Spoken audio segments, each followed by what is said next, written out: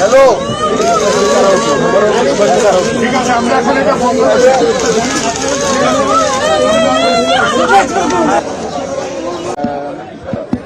আমরা সকলে আমাদের পক্ষ থেকে বৃষ্টির পরিবার, শুভাকাঙ্ক্ষী এবং বন্ধু বান্ধব, আত্মীয় স্বজনকে আমাদের গভীর সমবেদনা জানাই। আল্লাহ বৃষ্টিকে জান্নাতুল ফেরদৌস নসিব করুন। এবং আপনারা জানেন যে মার্কিন যুক্তরাষ্ট্রে আমাদের ওয়াশিংটন ডিসিতে অবস্থিত দূতাবাস এবং ফ্লোরিডায় অবস্থিত কনসুলেট জেনারেল বৃষ্টির হত্যাকাণ্ডের সাথে অভিযুক্ত যারা, তাদের তদন্ত যাতে সুষ্ঠুভাবে হয় এবং পরবর্তীতে যাতে তাদের বিচার যথাযথভাবে হয় সেই জন্য কাজ করে যাচ্ছে। আমরা মার্কিন কর্তৃপক্ষের সাথে সার্বক্ষণিক যোগাযোগের মধ্যে আছি। আশা করা যায় বৃষ্টির পরিবার বৃষ্টির হত্যাকাণ্ডের সঠিক এবং সুষ্ঠু বিচার পাবে। আপনারা সবাই বৃষ্টির জন্য দোয়া করবেন।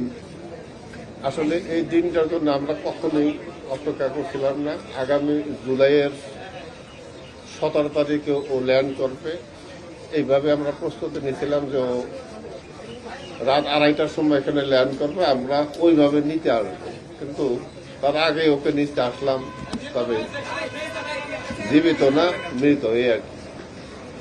ছোটবেলা থেকে আমার মেয়েটা, তার উচ্চাকাঙ্ক্ষা ছিল সে অনেক কিছু হবে, অনেক বড় কিছু হবে এবং অত্যন্ত মেধাবী ছিল। ওইভাবে সে অত্যন্ত পরিশ্রম করে লেখাপড়া করছে।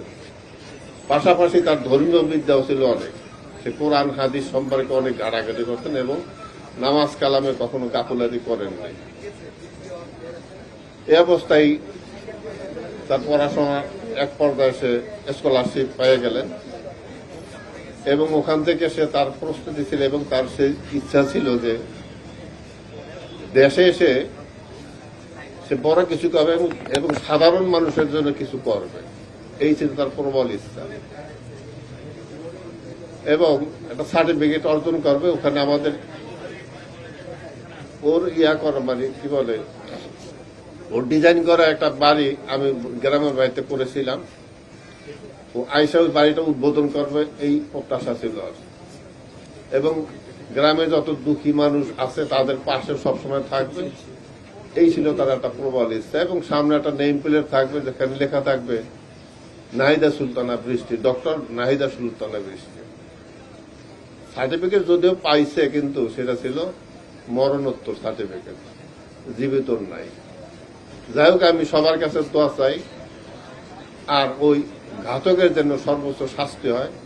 আমাদের বাংলাদেশের প্রশাসনিক পক্ষ থেকে বা মন্ত্রণালয় থেকে জন্য এটা বলা হয়। সারা বিশ্বের লোকেই জানে যে একটা ঘাতক, কুখ্যাত ঘাতক ছিল এবং সবার পক্ষ থেকে যেন সেই ঘাতকের সর্বোচ্চ শাস্তি মৃত্যুদণ্ড হয়, এইটাই আমি আশা করি। এই আশাবাদ ব্যক্ত করে আমি সবার কাছ থেকে বিদায় নিচ্ছি। আসসালামু আলাইকুম।